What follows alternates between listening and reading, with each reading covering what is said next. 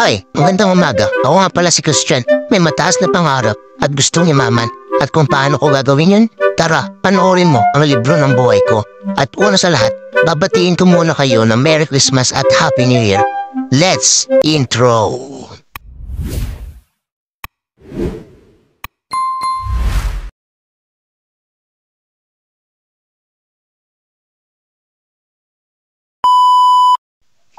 Ang gagawin ko pala ngayon araw ay isang 6-seater dining table set at mga upuan niya pala nito ay upholstery.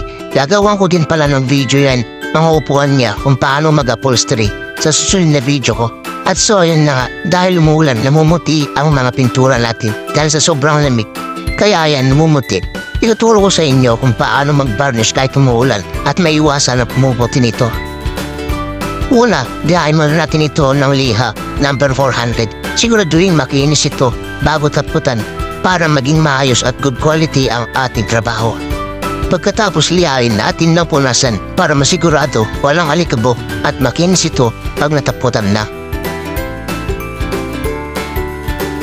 At so yun na nga, atin ng taputan, 2 hanggang 3 patong at mag-antay tayo ng 10 hanggang 15 minutes kada patong para maging matibay at di agad-agad kukupas ang ating varnish dito sa table.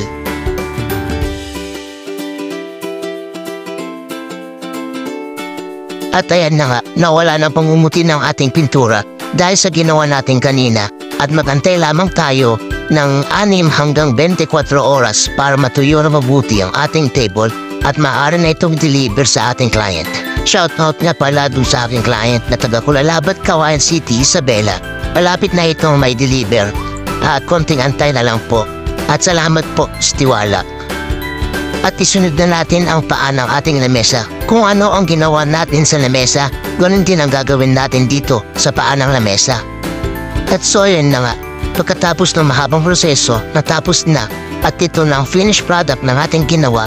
Maraming salamat po sa tiwala at kung gusto niyo pong magpagawa, please comment or message me in personal for more detail.